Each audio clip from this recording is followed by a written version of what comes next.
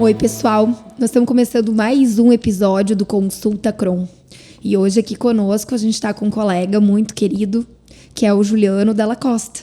Dr. Juliano é médico internista pelo Hospital Bruno Born e especialista em dor e procedimentos minimamente invasivos para o controle da dor. Oi, Juliano. Obrigada por ter vindo aqui conversar comigo. Eu tenho muita coisa para te perguntar e para tirar dúvida para o bem-estar, tanto pessoal, quanto familiar, quanto dos meus pacientes e dos nossos pacientes aqui do Crohn. Ju, né? Já Ju e Ju, começar né? assim, né? Quase que uma dupla sertaneja. Queria agradecer mais uma vez a recepção aqui no Crohn. Sou sempre muito bem recebido, aqui é um pouquinho a minha casa também. E para falar de um tema que hoje é a minha vida pessoal e profissional, que é tratar de pacientes com dor. Então fiz toda uma especialização nessa área e a gente trouxe muita coisa para cá que eu acho que vai acabar agregando, né? Com múltiplas especialidades, com os pacientes que são atendidos aqui com câncer, né? A gente tem bastante coisa para melhorar esse cuidado aqui no Vale do Taquari, né? É isso mesmo. Na verdade, eu estou muito feliz com essa oportunidade de troca. Uma para conhecimento também, né? E porque agrega. Muitas vezes a gente não consegue encaminhar logo o paciente, então também essa troca favorece a gente estar oferecendo para os nossos pacientes logo alguma coisa, para depois encaminhar para o colega acompanhar aquele caso de dores, né? Dentro da hemato, eu tenho muito paciente com a questão da dor. Né? A dor ela é um dos meus pilares dentro da avaliação de atendimento. Não só na parte oncológica, oncohematológica. Eu tenho pacientes que acompanham comigo, que são as pacientes ou os pacientes que têm trombofilia. E eles já tiveram trombose ou eventos de trombose, né, que é a obstrução da circulação, por algum evento, e ficaram com alguma sequela, tanto abdominal quanto no tórax, principalmente membro inferior. Então, são pacientes que têm limitações, dores crônicas por compensação daquela perna que ficou inchada, que ficou cronicamente endurecida. São pacientes que não podem fazer cirurgias de grande porte por risco de sangramento, porque usam remédio para afinar o sangue, ou porque podem ter algum evento trombótico depois. E esses pacientes, às vezes, têm um ganho de peso extremo, desenvolvem, por exemplo, hérnia de disco, né, que é a famosa dor do ciático. E a gente fica com uma limitação muito grande em ajudá-los na prescrição de remédios para a qualidade de vida, para esse controle de dor. Principalmente quando envolve essa questão de hérnia ou coluna. O que tu poderia nos dizer hoje que seria uma conduta para esse tipo de paciente de risco, para evitar um pouco uma cirurgia invasiva ou que não possa tomar muito anti-inflamatório? Perfeito. Então, é um tema muito amplo. Na verdade, existe uma variabilidade muito grande no que tange o momento da doença, se é uma dor aguda, subaguda ou mesmo crônica. E também o tamanho da hérnia e a limitação, certo? Alguns livros colocam que, durante muito tempo, nós vivemos sob a ditadura do disco intervertebral. Tudo que tinha de dor na coluna era relacionado ao disco intervertebral, né? Havia uma compreensão... Que a hérnia de disco. A hérnia de disco, tá. Né? Então, hoje a gente sabe que, na verdade, a gente tem múltiplas estruturas que são passíveis de gerar dor. Lombar, torácica ou mesmo cervical. Então, a gente tem estruturas que são articulações facetárias, a gente tem o próprio disco intervertebral, né, que pode causar dor discogênica. Então, a dor ela não é necessariamente só pela compressão de uma raiz nervosa. Não é só a dor ciática. Exato, não é só a dor do ciático. Ou mesmo pessoas que já travaram algumas vezes, o disco no meio ele é bem ácido. E quando ele extravasa, essa acidez pode causar uma irritação química no nervo. E mesmo que a hérnia regrida, né, e a maioria, de 60% a 80% das hérnias regridem espontaneamente, sem nenhuma cirurgia, essa irritação química muitas vezes causa uma fibrose, a fibrose peridural, que faz com que aquele nervo perca a mobilidade. São pessoas que têm dor crônica lombar. Então, hoje a gente sabe que existem vários alvos e a maior dificuldade que se tem é entender de onde vem a dor. Tá. E aí que entra a parte da intervenção, dos procedimentos percutâneos. É uma especialidade que se volta principalmente para inicialmente entender qual é o principal motivo da dor.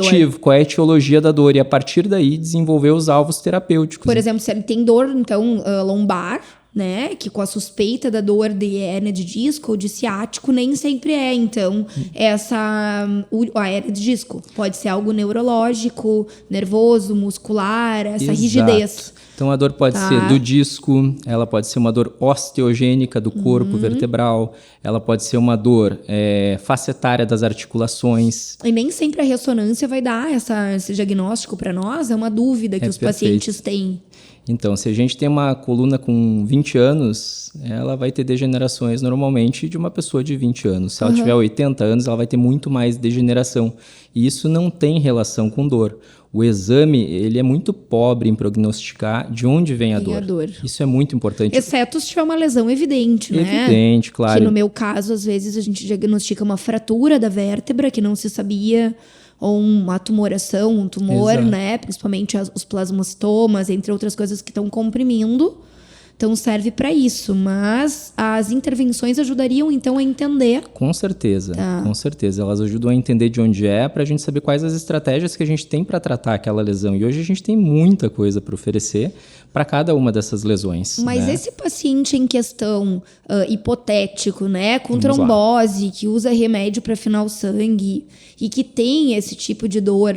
E ele é um paciente que acompanha aqui conosco no Crohn, né? Porque ele vem na hemato, muitas vezes é um paciente que vem também na reumatologista aqui, tem alguma outra comorbidade, usa o nosso centro de infusão. Então é do nosso interesse também entender o contexto todo para oferecer o melhor.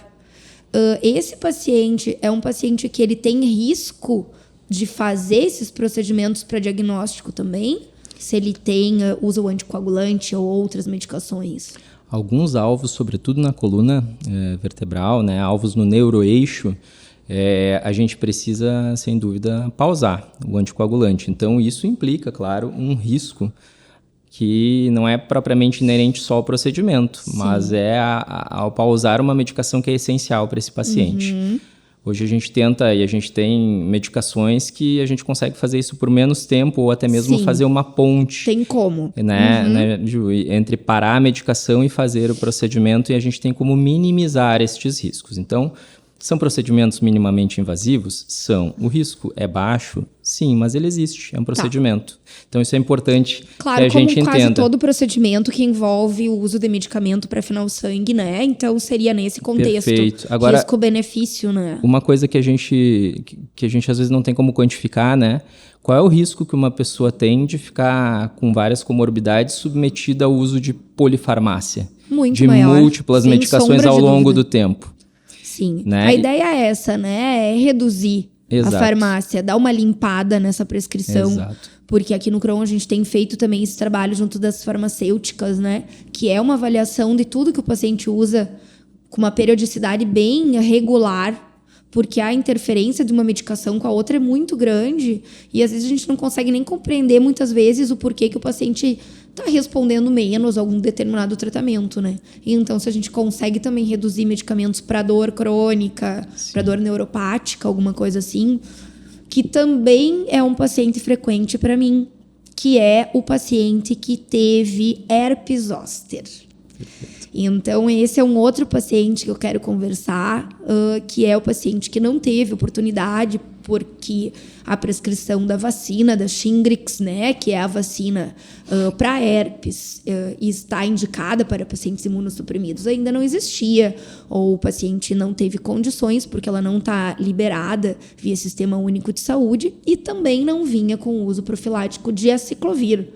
E mesmo assim ele desenvolveu um herpes zoster, que a gente sabe que é uma infecção viral, que pode atingir os nervos e deixar com dores crônicas importantes. Então esse paciente usa uma farmácia, um uso muito amplo de medicamentos, né? E envolve ficar mais sedado e sonolento de manhã, atrapalha que venha para a clínica para fazer o seu tratamento, não consegue acordar em momento ideal para fazer atividade física. Então, esse tipo de dor, o que a gente tem de novidade para que o paciente possa se beneficiar? Porque a gente sabe que a qualidade de vida atrapalha muito. Perfeito. Então, assim, de novo, isso depende do momento da doença, né? Então, a primeira tentativa é sempre a gente dar uma medicação por via oral. Então o primeiro tratamento ainda fica sendo oral. Fica sendo oral. Se essa medicação não está sendo suficiente para tratar aquela dor, por exemplo, um herpes no tórax. É muito comum, né? No interior o pessoal chama do cobreiro, né? Isso mesmo. Chama de cobreiro. Para contextualizar, é esse mesmo. Essa infecção, todo mundo já deve ter sabido de alguém que teve, né? Perfeito. Então, assim, para o cobreiro, né, para o herpes, por exemplo, nessa região, normalmente ele respeita um dermátomo, a gente chama uma região do tórax que inerva toda uma região do tórax abdominal, às vezes é uma região até mais extensa. E por muito tempo se pensou que a gente dar corticoide para essa pessoa era ruim, né? Porque ele age, claro, de uma maneira sistêmica. Hoje, então, a gente vinha falando dos procedimentos percutantes, a gente tem a possibilidade de agir diretamente na raiz desse nervo ali, né? Em fases agudas e subagudas. E isso está relacionado com uma redução da neuralgia pós-herpética. Então, na fase aguda... Ainda já existe a possibilidade de fazer uma intervenção precoce. Existe a possibilidade de, enquanto o paciente está na fase aguda, você fazer a intervenção e isso não vai piorar o herpes. Tá. Normalmente, o ciclo do vírus, ele inclusive já passou, né? A gente fica lidando com o estrago que ele fez quando ele passou por ali. E o herpes, ele tem um tropismo, ele gosta de nervo e de destruir o tecido neural, certo?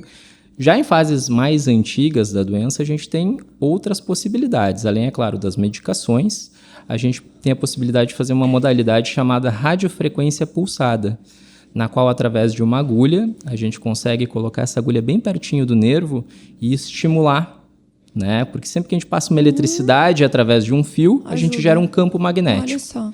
E os holandeses descobriram isso ali na década de 80, 90, que a gente tem como fazer isso sem destruir nervo. Que a gente pode, na verdade, modular a dor através do campo magnético que é gerado por essa corrente elétrica. Isso se chama radiofrequência pulsada. Eu tenho a honra de trabalhar com uma pessoa que é referência em São Paulo hoje, e a gente tem a maior série de casos de pacientes com dores neuropáticas com implante de eletrodos. Então, para casos extremamente refratários, a gente ainda tem a possibilidade de colocar um marca-passo. Então, que é um estimulador, né? Exato. É um neuroestimulador para que modifique a percepção da dor. Exato, isso a gente engana o cérebro, a gente não deixa aquele estímulo chegar nas áreas centrais, certo? Através de um contra-estímulo gerado pelo neuroestimulador. Então, até pouco tempo atrás a gente não tinha essas tecnologias, então esses pacientes ficavam à mercê de, basicamente, medicações. Sim. E quem trata esses pacientes sabe que essas medicações, elas têm uma melhora, muitas vezes pífia, uma melhora pequena e por pouco tempo, né? Como se o nosso corpo se habituasse às medicações. E não é incomum a gente ver pacientes subindo medicações, usando 1, 2, 3, 4 e tendo efeitos colaterais cruzados. Isso, porque então, o nosso grande problema aqui, tu só vai agregando, né? Eles usam, às vezes, 3, 4 tipos de medicamentos que são específicos para aquela dor. Cada um gera os seus efeitos colaterais e cada vez precisando de mais dose, né? Claro, tem gente que tem uma resposta excelente com a medicação e não precisa outro tipo de intervenção. E a gente está vendo uma adesão muito grande dos pacientes a realizar a vacina Shingrix, né? Que é para herpes zoster. Então, nós temos feito uma motivação para que isso seja uma necessidade a longo prazo, não precisar passar por esse tipo de procedimento, né? Eu acho que bom que hoje a gente tem esse tipo de tecnologia, né? Sim, a vacina do herpes zoster, essa Shingrix, ela está indicada a partir dos 50 anos, porque a gente vai apresentando uma queda da imunidade natural, independente de ter câncer ou ter doença reumatológica ou usar corticoide ou ter uma outra condição que altere a imunidade. A idade, a cada década, ela vai levando à imunossenescência, né? Esse termo a gente aprendeu aqui, inclusive, numa outra episódio com o infectologista, com o Marcelo, e eu achei sensacional falar sobre isso, porque tem se trabalhado com saúde, né? Com prevenção. E por que não entender que o avanço etário é um fator de risco isolado, né? Tu pode fazer academia, pode tomar as vitaminas que tu quiser, pode dormir bem. O fato de você ter 70 e a outra pessoa ter 40, sim, 70 anos é um fator de risco isolado para algumas condições, né? Perfeito. E uma delas é a imunidade. Então, ela está indicada e, inclusive, a vacina ela é de vírus vivo, vírus morto, desculpa, a vacina do herpes ela é de vírus morto. E aí, então, é possível que os pacientes com imunidade reduzida possam receber sem o risco de desenvolver a doença, né? Mas a gente tem um público grande que já faz o tratamento a longa data, usa medicamentos que modificam a imunidade própria e a vacina ela não vai cobrir e ter uma eficácia tão boa. Então, pode vir mesmo assim ao risco de desenvolver um herpes e a gente saber de tudo que pode oferecer, né? Eu acho impressionante, né? A gente que lida com saúde, né? Eu que trabalhei muito tempo como clínico, na terapia intensiva, né? Então, a gente... Nesse cenário, eu acabava trabalhando depois que as coisas aconteceram. O depois, né? O depois certo? É muito ruim. Como a gente tem dificuldade, e a gente que é médico muitas vezes também, até por falta de informação, de trabalhar o antes, né? E como tem gente que ainda não acredita em vacina. Tem. Certo? E tem medo, e é da teoria da conspiração. Né? Então, quando a gente vê um paciente com uma neuralgia trigeminal, por exemplo, secundária a um herpes, e que é refratário a múltiplos tratamentos... Eu fico pensando, eu fico indignado, porque a gente já tem a questão da prevenção hoje. Né? Então, a gente tem pacientes aqui no CRON, ainda são da geração que desenvolveram câncer de colo do útero, né? Em relação à infecção do HPV. Isso está mudando, mas ainda me surpreende quem não levou seu filho de 9, 10, 11, 12 anos para fazer a vacina da HPV grátis no posto, né? E essas são pacientes também que, às vezes, diagnosticaram o câncer de colo do útero bastante avançado, precisaram passar por uma cirurgia extensa e acabam desenvolvendo dores crônicas, abdominais, lombares, pélvicas, em relação ao procedimento que precisaram fazer, às vezes radioterapia, né?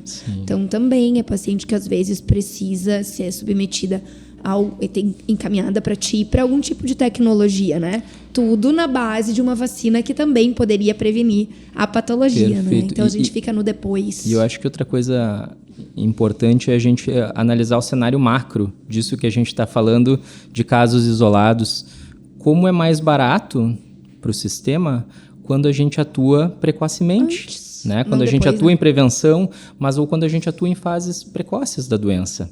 Uma coisa importante que foi desenvolvida, se eu não me engano, foi na década de 80, é a escada analgésica da OMS, falando em dor. Bem legal isso. Eu ia te perguntar agora de como é que estava mais ou menos se continuava esse tipo de conduta, né? Se tinha modificado alguma coisa para a questão de atualização da também, dor, como né? Médicos que lidam com o paciente com dor, né? Perfeito. Então, antes, vale ressaltar, né? A escada analgésica, ela foi desenhada para pacientes oncológicos. Certo? Eu tenho interesse em conversar sobre esse tipo de dor também, com certeza. Perfeito. Então, ela foi desenhada para pacientes com doenças oncológicas. E ainda alguns colegas acabam extrapolando a escada para outras doenças. A gente não deve extrapolar. Hoje a gente tem coisas muito melhores a oferecer para o paciente. Mas ela seria dividida basicamente em 3 degraus. O degrau 1, no qual o paciente usaria um analgésico simples, como uma dipirona e um anti-inflamatório. O degrau 2 seria o degrau 1, então um analgésico simples, um anti-inflamatório mais um opioide fraco. E no degrau 3, nós ainda usaríamos não um opioide fraco, mas um opioide forte. Certo? Hoje a gente sabe, a gente tem múltiplas medicações adjuvantes. Sim. Né? E nesse degrau 3, para pacientes refratários, você teria essas pequenas intervenções. Hoje, que os maiores nomes da dor no mundo, e é discutido isso em todos os congressos, o que se discute é que esses procedimentos percutâneos eles podem fazer com que esses pacientes usem menos opioide. Que não chegam no degrau 3, que eles não cheguem que não no degrau 3. E que mesmo as medicações adjuvantes, que eles possam usar doses menores. Essa está sendo a minha conduta atual. Os pacientes que precisam usar já morfina, né, ou em forma de gotas, às vezes injeçõezinhas, às vezes comprimido... e agora, essas novas formulações que têm adesivos também, já é um paciente que pode se beneficiar, então, de fazer alguma infiltração. Perfeito. Que é como, né, a gente explica para o paciente também. Claro. Uma infiltração, uma punção, tentar localizar qual é o lugar da dor e anestesiar, amortecer, exato, colocar um estimulador. Desensibilizar. O termo é esse, né? Tirar a dor, desensibilizar. E essas punções, então, falando em dores, por exemplo, por fraturas, né? Porque, então, o paciente com câncer de mama tem muita questão com a metástases ósseas, o paciente do câncer de próstata também, né? Infiltração, paciente meu da minha área hematológica, o mieloma, também com a questão da destruição óssea. Esses pacientes, existe tecnologias para esse tipo de dor? Existe uma tecnologia que ela é muito boa, né? E ela existe já há um bom tempo. E eu tive o privilégio de aprender com um dos caras que criou essas técnicas. Como é que funciona o daí, Dr. por exemplo? Plancart, né? O Dr. Plancart, ele tem um centro em que ele faz muitas vertebroplastias.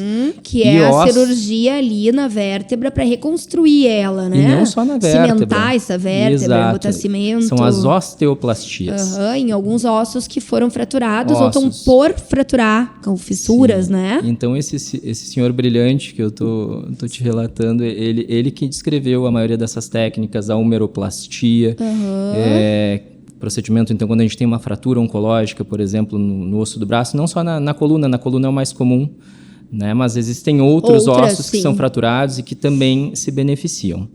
A dor óssea pela metástase, quando ela é disseminada, ela talvez seja uma das dores mais difíceis de controlar.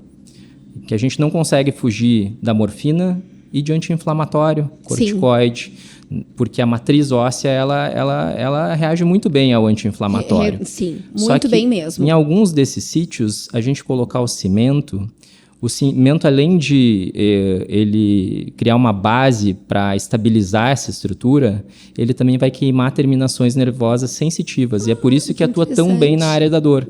É por isso que os pacientes, muitas vezes com mieloma, que tem fraturas com redução de altura, a gente tem ou a vertebroplastia ou até mesmo a cifoplastia. Isso mesmo, já tive que são dois procedimentos que aumentam fizeram. a altura. E geralmente a gente faz, eu ajudo o Dr. Felipe também, que é meu colega, neuro, né? E é um resultado maravilhoso nesse tipo de patologia, prevenindo o uso de morfina, de outras medicações. A minha dúvida justamente era essa que tu tirou. Se o paciente com as metástases, então, que foge um pouquinho da hemato, entra mais na oncologia, com as neoplasias, né, os cânceres que causam metástase óssea, se existia alguma tecnologia para essa dor que ela é mais difusa, que é em toda a fábrica do sangue, é todo o tutano, né, que está comprometido e doendo pela doença infiltrando, né, a parte mãe do osso. Então, fazer esse tipo de procedimento pode ajudar naquele osso que está mais doído, mais comprometido. E não só no osso que está comprometido com câncer, com osteoporose também. A osteoporose, né? O que a gente tem que saber... Por fraturinha. Exato. É que uma pessoa, por exemplo, que tem a osteoporose e tem uma fratura, ela tem uma chance que são várias vezes maior de ter outras fraturas também. Se a gente não fixa aquela fratura inicial... esse risco é ainda maior. Então, um paciente que teve fratura, ele vai ter um risco muito grande de ter outras fraturas. Se a gente consolidar também, mas se a gente não consolidar, ele vai ter um risco ainda maior de fazer fraturas em outros níveis. E quanto isso tira de qualidade de vida da pessoa, eu vejo frequentemente pacientes chegando no meu consultório com aquelas cintas de contenção e aquilo acaba gerando outras dores. Porque a pessoa acaba perdendo um pouquinho a própria percepção, né? E o músculo começa a murchar, a diminuir. Então, mesmo fixando, depois essa pessoa vai precisar de muito mais reabilitação. Enquanto se a gente fizer numa fase aguda, a gente tanto melhora a dor, reduz a quantidade de analgésicos que essa pessoa vai utilizar e melhora a questão da reabilitação, porque ela não perde musculatura. É um procedimento que a pessoa faz e vai embora no mesmo dia. E a gente tem esse público bem frequente aqui no Crohn, que não é o público que tem osteoporose secundário por metástase ou por causa do mieloma. É pacientes que trataram o câncer ou linfoma, né? Ou uma neoplasia de mama, de estômago, já superaram 5, 7 anos daquele tratamento. Porém, se descobriram isso muito jovem, elas entraram numa menopausa muito precoce, ou elas tiveram, na época, uma perda de peso expressiva, não fizeram musculação, e tudo isso é fator de risco, né, para osteoporose. Então, a gente está acompanhando esses pacientes ao longo dos anos, que faz parte, né, do trabalho do hemato e do onco, não só diagnosticar e tratar e mandar o paciente embora. A gente acaba ficando abraçado com esse paciente, com essa família, para sempre, né? Porque o que vai ter? Vai ter todo esse cuidado do paciente que passou por um tratamento invasivo, né? A gente precisa olhar ele praticamente como um médico de família. Com certeza. De isso uma maneira o integral. Atendimento. Isso eu aí. acho que isso esse é o atendimento integral, esse é o atendimento integral. Eu vejo muito assim, e os meus colegas, né? Principalmente eu vejo que a Camila também ela lida muito com câncer de mama, então ela tem esse apego, né, todo esse olhar para a saúde da mulher. E tem bastante paciente com diagnóstico inicial de osteoporose e que já pode também fazer uma avaliação bem precoce disso, né? Eu ia comentar contigo sobre, que eu acho que é bem importante a gente linkar, como tu tem um consultório também que faz acompanhamento do ponto de vista de medicina interna também, tu deve já ter feito um diagnóstico de paciente jovem ou relativamente jovem com osteoporose e que ganhou esse diagnóstico de osteoporose, né? Por exemplo, sou 45 mais e eu ganhar o diagnóstico de osteoporose e eu aceitar, sem eu investigar causas para isso, né? Tão jovem, sem histórico familiar. E não é infrequente que depois de bastante tempo o paciente acaba chegando na hemato ou algum outro colega descobrir que tem doença celíaca, por exemplo, que é a intolerância ao glúten, e faz o paciente não absorver direito as vitaminas e fica com deficiência crônica de cálcio, e aí com isso leva a osteoporose, ou tem algum outro problema do sistema digestivo, né? Ou tem outra doença imunológica e não sabia, ou também precocemente diagnosticar um câncer e uma neoplasia, né? Então, como a gente tem que ter um olhar atento a esses diagnósticos, assim, não comprar que tem. E, então esse é o tratamento, né? Olhar, então tem osteoporose, já tem dor, já fraturou, não fraturou, é precoce, é intermediário, para também já ter toda a questão dos especialistas acompanhando isso, né? Com certeza. Ainda mais que tem acesso por muitos planos de saúde cobrirem as intervenções, né? Sim. Sabe que eu estava estudando, Ju, sobre isso que tu está falando, uma série de 25 artigos que são um pouco históricos na medicina da dor e de várias entidades que são patologias, são doenças muito comuns e que todos os nossos pacientes, a gente invariavelmente acaba, ao longo da nossa carreira médica, cruzando com esses pacientes e atendendo. E agora, contigo falando, o segundo parágrafo de toda essa série era sempre exclua as bandeiras vermelhas. E as bandeiras vermelhas eram justamente relacionadas a doenças secundárias que causavam aquela situação. Senão a gente fica só apagando o fogo e a gente não vê qual é a causa da fogueira. Então, um pouco de ver essa visão integral do paciente, um paciente que chegou para a doutora Juliana com dor. Ok, ele tem essa síndrome dolorosa, provavelmente seja isso. O que mais pode ser? E a gente efetivamente investigar essas pessoas e oferecer o melhor tratamento. Na osteoporose, isso eu acho que é muito subdiagnosticado. E o pessoal aceitar isso, né?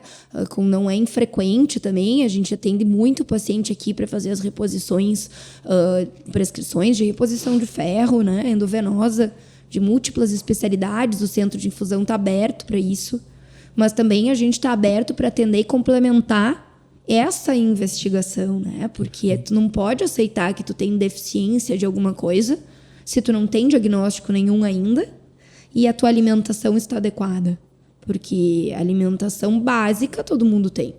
Então, antes de só suplementar também, né, fazendo um adendo com a questão de que a osteoporose, muitas vezes, a base do tratamento é reposição de cálcio e vitamina D e musculação, a gente tem que entender se não tem algo por trás, né? Claro. Para precocemente também poder oferecer todas as tecnologias. Acho que a gente tem que estar de olho nas duas pontas, na prevenção e no tratamento. No tratamento e nos riscos. Certo? Tanto nos riscos do tratamento, mas nos riscos de não diagnosticar uma condição.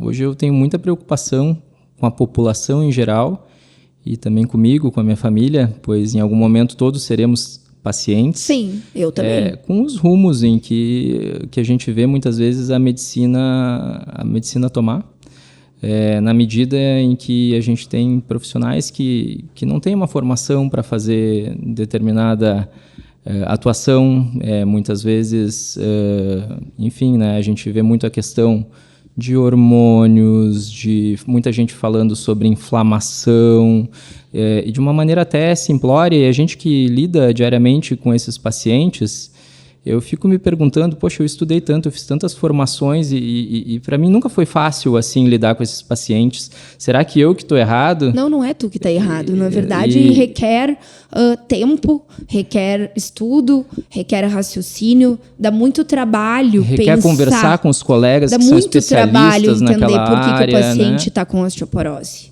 E há muitos colegas, e não falo só por gerações, né? Não tem mais essa disponibilidade de tempo e agenda. Então, a gente sim precisa alertar as pessoas. Eu aprendi na minha residência de hemato com o meu chefe, que eu gosto, inclusive, de enaltecer o nome dele, que é Marcelo Capra, que é o chefe do hemato do Conceição, que a partir do momento que tu educa os pacientes sobre a sua patologia, a sua condição e qual a melhor forma de ele ser tratado, melhora muito a sobrevida desse paciente. Então, a gente aprendeu a educar os pacientes, explicar para eles, porque é do interesse do próprio paciente e da sua família, qual é o tratamento em questão, quais são as possíveis intercorrências, aonde eu vou e o que vão fazer comigo.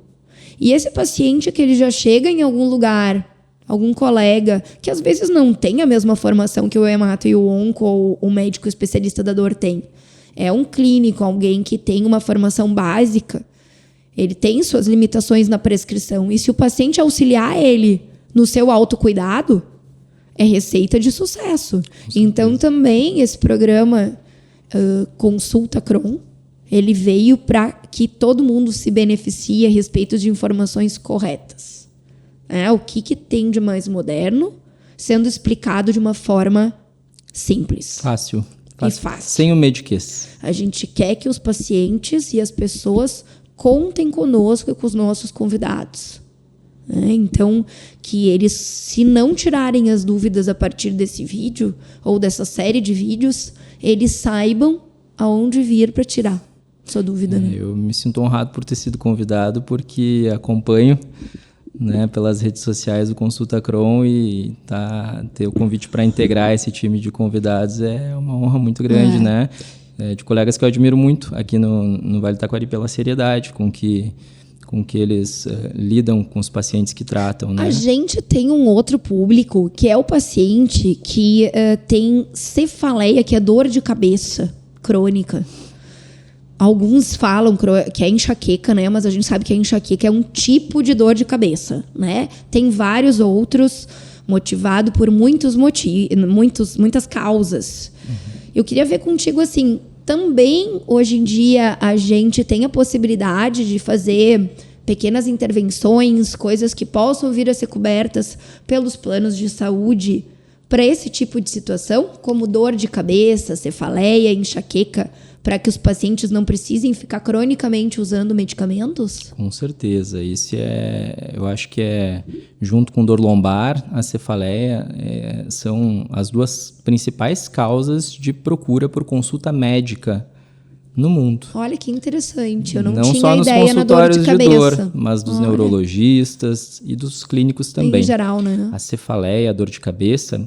E se a gente existem livros sobre cefaleias e a gente começa a observar, existe uma série de um número muito grande de síndromes que causam a dor de cabeça. Que seriam os motivos para aquelas pessoas terem dor de cabeça. Terem dor de cabeça. Vários motivos diferentes. Exatamente. Tá. E quando a gente começa a estudar um pouquinho mais a fundo a rede neural, a rede dos nervos que inervam a nossa face e as estruturas da nossa do pescoço, coluna cervical superior, a gente começa a entender um pouco mais sobre muitas dessas síndromes que muitas vezes têm sintomas muito parecidos que se sobrepõem.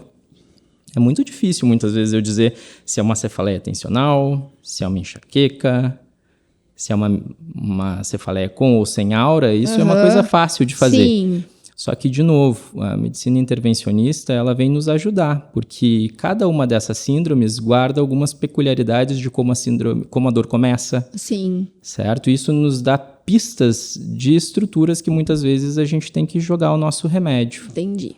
Tem como fazer, então, bloqueios. Tem como fazer bloqueios, a própria radiofrequência. Fazer essa radiofrequência. Exatamente, mas primeiro a gente tem que fazer o diagnóstico. Tá. Ou seja, se eu fizer um bloqueio, digamos, na articulação atlantoaxial, que é uma articulação bem em cima, né, nas estruturas bem superiores da nossa cervical, e essa ou esse paciente melhorar mais de 50% da dor que ele sente, eu sei que essa estrutura é muito importante para o controle da dor. Dele. Existem grupos de nervos que nascem próximo a algumas articulações da nossa cervical superior e que estão relacionados a muitas dores de cabeça. Articulações como a articulação atlantoaxial e atlantoccipital, cada vez mais se descobre a sua implicação na dor de cabeça. E a gente hoje tem também, né, um hábito que é muito ruim, né? A gente passa a maior parte do tempo sentado, mexendo no celular, e a gente, antigamente, a dor lombar era a causa mais comum. Eu acho que no meu consultório a dor cervical é mais comum que a lombar. Né? E muito paciente com cefaleia. E como tem atrapalhado as atividades, né? Isso impacta na produção, no trabalho, nos relacionamentos. Com certeza. E se a gente olhar assim muito também para esse cuidado dos pacientes, eles estão querendo evoluir, né? Mas aquela rigidez ou aquela dor está impactando, e aí você prescreve alguma coisa para relaxante muscular, dá sono demais. Aí tu prescreve um anti-inflamatório, dói o estômago ou tem problema de rim. Ou no meu caso, que os pacientes às vezes têm sangue fino, não podem usar. Aí tu prescreve um analgésico simples, pode desenvolver, às vezes, né, alguma coceira, uma intolerância. Então, muitas vezes, tu fica amarrado no como vai ajudar esse paciente, né? Então, ter a opção de poder fazer um procedimento de bloqueio, de anestesia, de amenizar para que o paciente não tenha uso de medicamentos crônicos, isso é um paraíso, né? Eu tenho essa visão, pelo menos, não gostaria de usar um medicamento crônico sabendo que eu tenho um procedimento que eu posso fazer minimamente invasivo que vai me dar uma qualidade de vida. Exato, né? Um procedimento simples e que vai... E isso é importante que seja dito, né? Muitas vezes você vai reduzir uma parte da dor. Você não vai reduzir toda ela, Sim. porque ela tem outros componentes. Agora, você reduzir frequência de crise e intensidade na crise, eu acho que para quem tem dor tem um valor muito grande. Muito, claro que sim. Eu tenho cefaleia desde os meus 7 anos, então eu já fiz um bloqueio e isso me ajudou muito. Olha só, que interessante, né? Então, eu acho que só quem tem dor pode entender.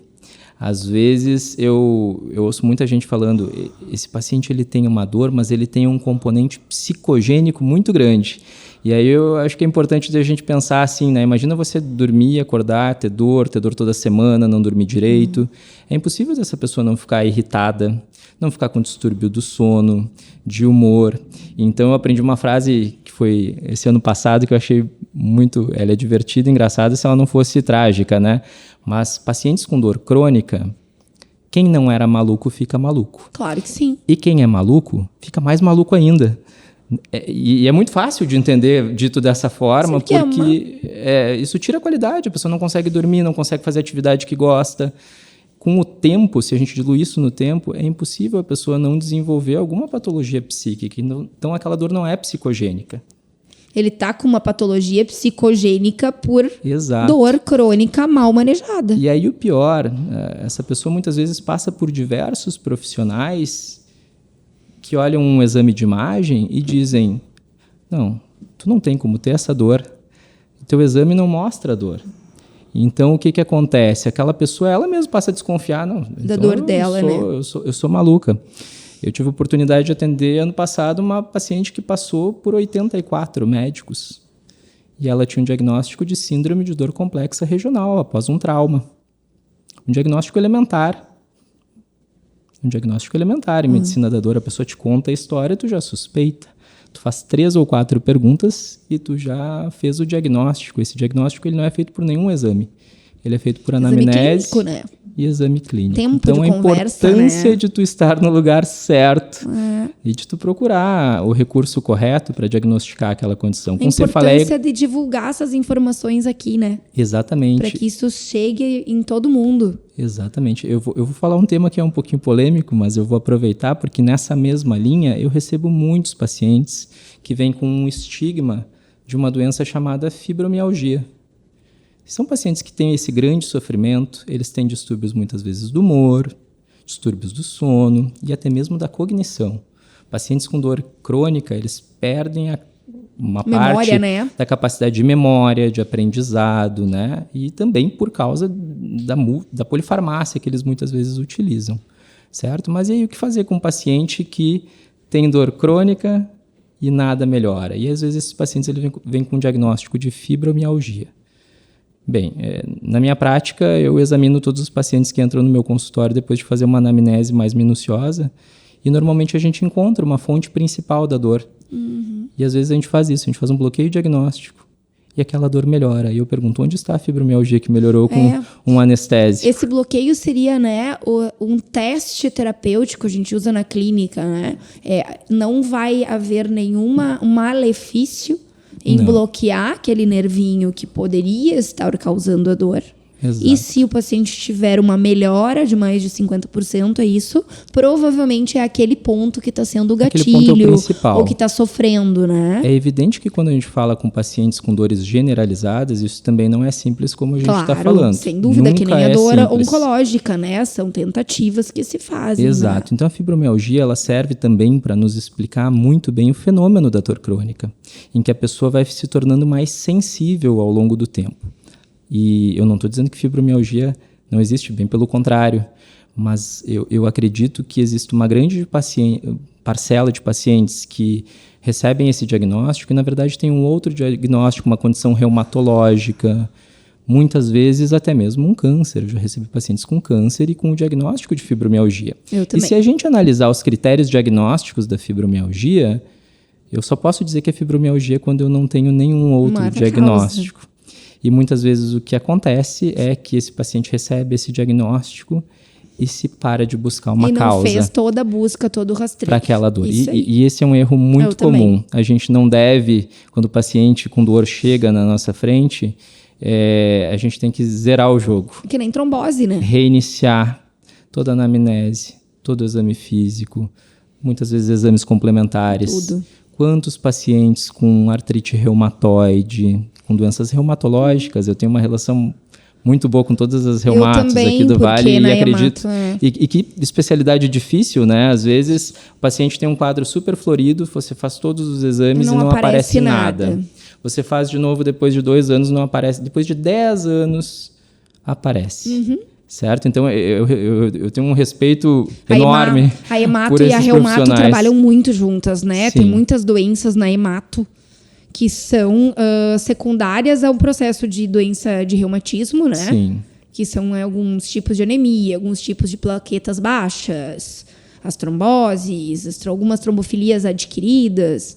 Então, sim, a gente também trabalha em conjunto, porque não tem, né? Muitos pacientes são um conjunto, né? Quanto mais a gente estuda e trabalha em uma área da medicina, mais a gente vai entendendo o quanto a gente precisa dos colegas, porque são áreas muito difíceis. A hemato, a reumato, a dor. Eu preciso de colegas de múltiplas especialidades, né? Fazendo agora, ampliando um pouco esse leque, te explorando, a questão da prescrição, então, medicamentosa para dor.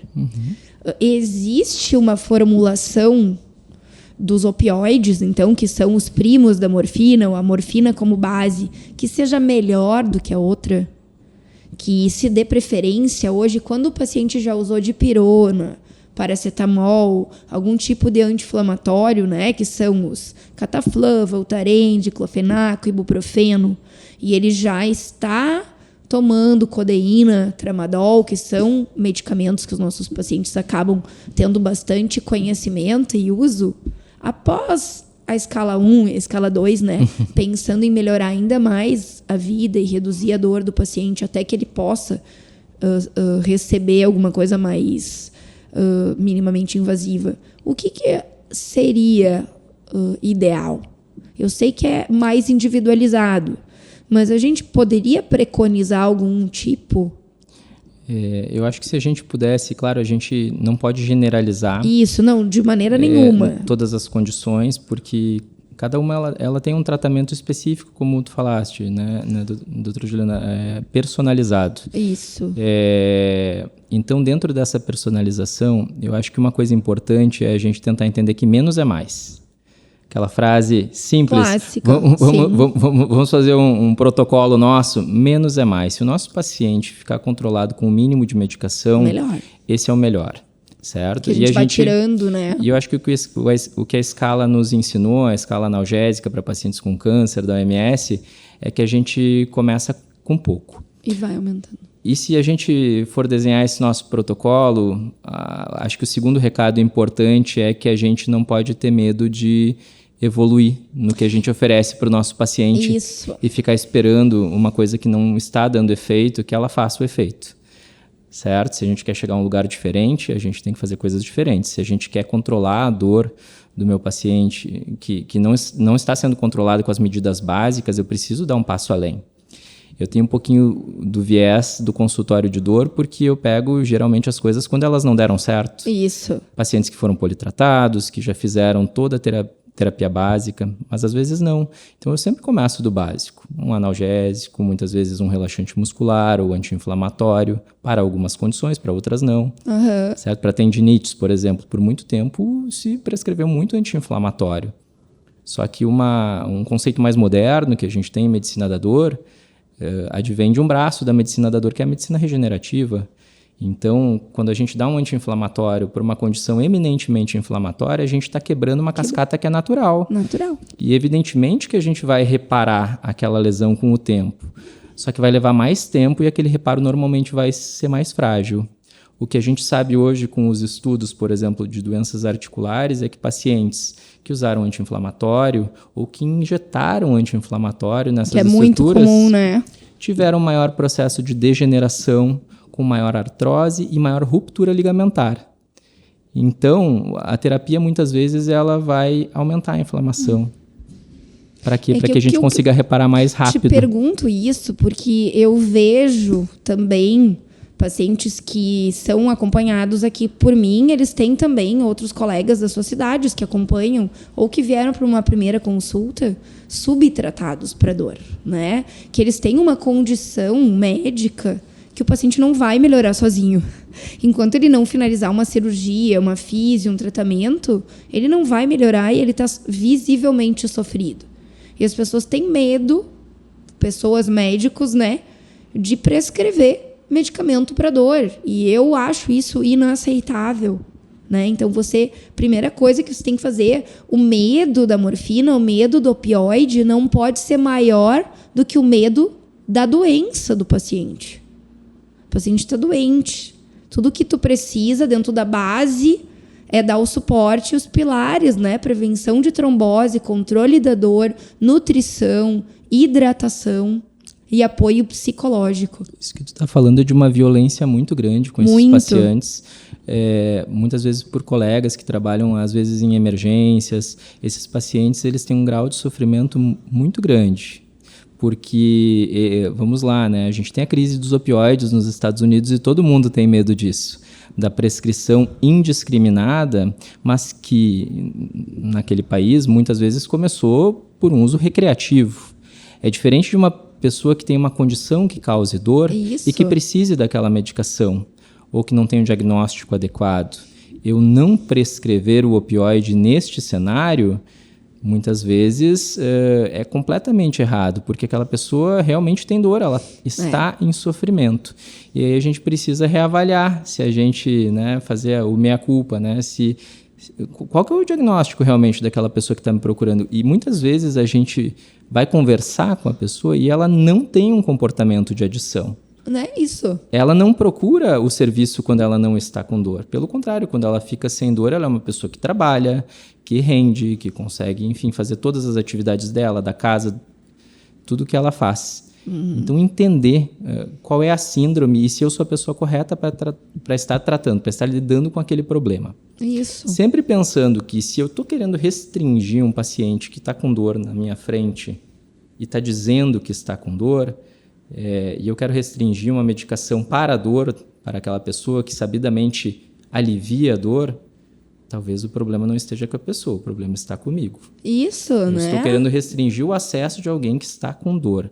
A segunda pergunta é, essa pessoa tem um comportamento de adição? Não é porque ela procurou a emergência 4 vezes numa semana. A pergunta é outra, como é que essa pessoa procurou 4 vezes, 3 vezes uma emergência nessa semana e ninguém olhou para ela como ela deve ser olhada? Isso, ninguém encaminhou então para o serviço de psiquiatria ou entrou em contato com o médico assistente, né? Exato, com o médico assistente, com o médico se ela tem da uma dor, patologia. da região. Então, eu acho que isso é muito importante. Esses pacientes, eles são muito estigmatizados. E eles precisam, na verdade, de um olhar adequado, de um diagnóstico adequado e de uma condição que realmente trate. Eu vou contar uma história, sem falar nomes, mas eu tive a oportunidade de acompanhar uma paciente em 2025 que havia passado por múltiplas cirurgias na face. Múltiplas cirurgias da ATM. E ela tinha uma cefaleia e uma dor crânio-facial que simplesmente era aquele CID, né? R52.1, dor crônica intratável, com múltiplas procuras pela emergência. Essa paciente chegou a ficar internada numa ala psiquiátrica durante 3 meses. Nossa. Todo mundo achando que realmente, né, essa paciente ela era maluca. Sim. Certo? Essa paciente, depois disso, ela teve uma internação em que ela ficou com uma bomba, que a gente chama de bomba de PCA, e ela teve quase 100 acionamentos em 24 horas da bomba de PCA, do acionamento da morfina. E as pessoas achando que ela tinha um comportamento de compulsão ao uso da morfina. Bom, a gente falou antes em eletrodo. Essa paciente tinha uma neuropatia trigeminal. E foram colocados eletrodos em pontos específicos do crânio, na cervical, num gânglio chamado gânglio de Gasser. Essa paciente, quando acordou e a gente ligou o dispositivo, em 24 horas ela teve 3 acionamentos da bomba de morfina. Olha só. Essa paciente voltou ao trabalho, ela voltou à vida. E ela ligou para a nossa equipe lá em São Paulo em agradecimento, porque ela, depois de muitos anos, ela teve alguém que acreditou na dor dela. Então, eu acho que a gente precisa fazer a nossa parte. A primeira coisa, a nossa primeira missão como médico é acreditar no nosso paciente. E descartar causas para essa dor, né? E descartar causas. Isso, se a gente não faz isso, a gente tem que talvez pensar se a gente está no lugar certo. Porque a gente fez medicina para ajudar as pessoas, né? Não para desconfiar. E eu sei o quanto é difícil isso num cenário em que muitas vezes a gente tem ganhos secundários, e principalmente no mundo da dor, isso é particularmente importante, certo? Agora, acreditar nas pessoas e fazer a nossa parte, realmente tratar ou encaminhar para quem sabe. Acho que isso é o mais importante. Para finalizar essa conversa também, então, eu queria te perguntar e voltar um pouco ao assunto dessa questão da dor lombar, né? Que para mim é óbvio a mais frequente, até mais do que a dor de cabeça nas patologias que eu trato e que eu acompanho. E eu estimulo muito que me procurem, inclusive se não souberem aonde ir, porque muitas vezes pode ser alguma fratura, ou uma fratura incipiente, ou um mieloma múltiplo, que é a doença que eu trato, e eu gostaria de que esses pacientes chegassem com bastante antecedência para investigação. Aqui. Mas, quando não é nada oncológico, né, mas segue com a dor lombar e a gente identifica uma causa cirúrgica, né, muitas vezes eles veem essa questão do problema de hérnia de disco como um tabu, independente se eles têm risco ou não para a cirurgia, né? Eu não quero operar, que meu amigo operou e ficou pior da hérnia de disco. Tem opções, falando genericamente no diagnóstico mais básico, que é a hérnia de disco. Tem opções para quem não quer fazer cirurgia, que tem quem se nega, mesmo sendo a primeira linha. Perfeito. O paciente pode se beneficiar de algum tratamento minimamente invasivo? Com certeza. Então, a gente... O que seria esse tratamento? Então, a gente tem, a depender da patologia, a gente tem bloqueios que a gente pode realizar nas articulações da coluna, ou nos nervinhos da coluna, né? Tá. Então são as infiltrações foraminais. A gente tem a radiofrequência, que é uma estratégia para dores crônicas, claro, em casos selecionados, que pode oferecer muito conforto a longo prazo. A gente tem catéteres que podem desfazer fibroses no espaço peridural e, com isso, liberar essas raízes. E tudo isso por punção, né? Tudo isso por uma punção. Nada por cirurgias grandes, que às vezes é um tabu para os pacientes, assim. Quando a gente pensa nessas coisas, é aquele paciente que já usou a medicação, que já fez a fisioterapia, que não está melhorando, que continua com dor e continua com perda da qualidade de vida, deixando de fazer as atividades que gosta porque tem dor. A gente precisa de um olhar mais acurado para esses pacientes, porque a gente tem muita coisa para oferecer. E tudo que a gente tem para oferecer, ele vai passar por um crivo de novo, do diagnóstico. Claro. Rever o diagnóstico, entender a estrutura que está cometida e tratar aquela estrutura ou aquelas estruturas de forma que aquela pessoa provavelmente não vai precisar de uma cirurgia. Te pergunto isso, Juliano, porque eu passei agora em 2025 com 2 pacientes meus em químio, de uma patologia que estava em controle, mas precisavam finalizar o tratamento, com crise de hérnia de disco clássica, que é a discopatia, né? E onde eles travaram, os dois. E aí foram pacientes que já tiveram crises prévias há muito tempo, não faziam. E isso atrapalhou o tratamento oncológico deles, né? Eles não conseguiram vir para fazer aplicação, porque não conseguiram entrar no carro. Foi difícil para eles ficarem sentados na poltrona, naquele turno que tinham que fazer aplicação. A gente colocou e deu conforto em leito, colocou todas as medidas para que eles pudessem fazer e não atrasasse demais. E pacientes com muita restrição aí adiante num tratamento cirúrgico, né? Sim. Então, te pergunto se a gente tem essas opções, justamente até para esse público que possa ter um risco maior, e se isso também, na maioria das vezes, a gente conseguiria justificativa pelos planos de saúde. Com certeza. Então, eu acho que, inclusive, há um interesse muito grande dos planos de saúde, sobretudo nessa questão da hérnia de disco, por uma redução dos custos atrelados à saúde. Internações, né? Exato, internações e outros procedimentos que são, inclusive, mais caros e muitas vezes com um prejuízo deste paciente. Então, eu costumo brincar com os meus pacientes que uma coisa que não é negociável é o exercício físico. Esse não é. Não é. Pra Ele mim vai fazer também não. antes ou depois do tratamento. Ele vai fazer o fortalecimento muscular, na questão da dor lombar, principalmente fortalecimento do core, do abdômen, da musculatura paravertebral. Isso vai fazer parte do nosso tratamento. A fisioterapia vai fazer parte do nosso tratamento. Às vezes, medicações orais vão fazer parte do nosso tratamento. Afora isso, nós vamos oferecer as condições, sobretudo em pacientes com dor refratária, as medidas iniciais para que esse paciente consiga fazer esse tratamento. Então, a gente tirar... O paciente está ali brincando, mas está no atoleiro, não consegue se mexer. Não conseguia. Por Os dor, dois. certo? Qual é a grande indicação cirúrgica? Esse paciente, quando ele tem uma perda motora, então perda de força de no movimento, momento, né? perda de urina, ou ele não consegue controlar o esfíncter fecal, faz cocô, está fazendo... Opa, Por esse paciente, compressão, ninguém né? discute isso, ele tem que ir diretamente Descomprimir. para um cirurgião da coluna. Né? Sim. Ou dores refratárias. Agora, mesmo para dores refratárias, muitas vezes nós temos essas outras alternativas que eu comentei, que são menos invasivas. Quisera eu que fossem mais disseminadas, para que a gente pudesse ter um step a mais, sabendo que 60% a 80% dessas hérnias, na maioria das séries, vai regredir sozinha.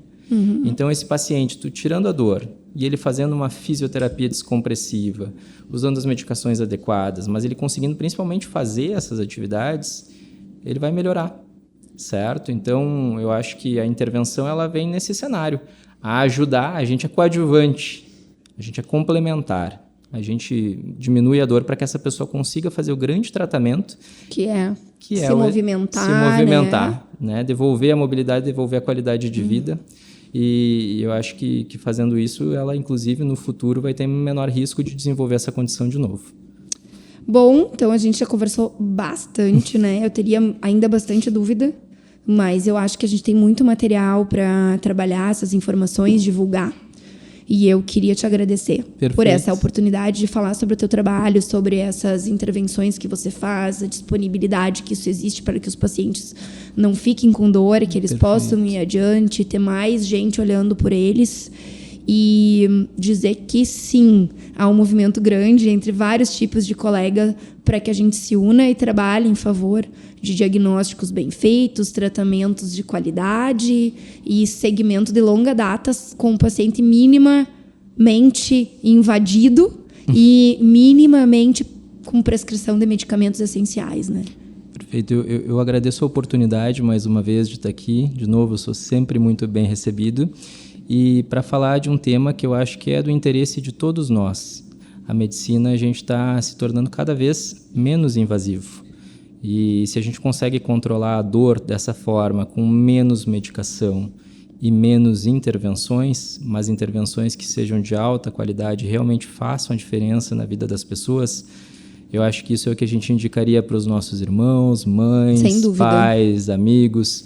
Então, eu acho que isso é do interesse de todos nós, reduzindo o custo, mas o custo de vida para aquela pessoa também. Sim, porque a sua vida é o que interessa naquele momento, isso não tem né? preço. Não tem preço. Quando a gente tem uma dor, ainda mais, muitas vezes, uma dor aguda, não só a dor crônica, limitante, não consegue fazer nada, que a gente vê como é bom estar sem dor. Sem dúvida. E eu acho que a gente tem que devolver isso para as pessoas de uma maneira digna e correta. Hoje a gente tem muita coisa a oferecer, muitos tratamentos, e eu acho que isso é necessário que não só os pacientes, mas os colegas também saibam.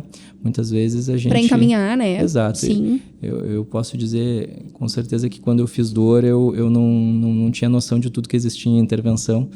E a medicina é assim, quanto mais a gente estuda uma área e vai estudando, a gente vai vendo o quanto a gente é ignorante na área do colega, e por isso que a gente precisa trabalhar junto. Esse tipo de ambiente, ele foi pensado também por isso, né? É claro que essas informações, elas precisam chegar no público final, que é o nosso paciente. Mas esse paciente, ele muitas vezes depende do médico assistente. Então, se a gente também puder divulgar informações corretas ou essa troca que nos agregar tão mais conteúdo, né? Eu me sinto hoje muito mais bem preparada para avaliar esse paciente como um todo e qual é o melhor momento para encaminhar, ou se eu estou segura naquela prescrição que eu idealizei, pensei e estudei, né? Obrigada e até uma próxima, né? Muito obrigado, espero voltar em breve. A gente finaliza agora mais uma consulta Crohn com o Dr. Juliano Dalla Costa e a gente falou sobre dor crônica e novas opções terapêuticas. Até a próxima!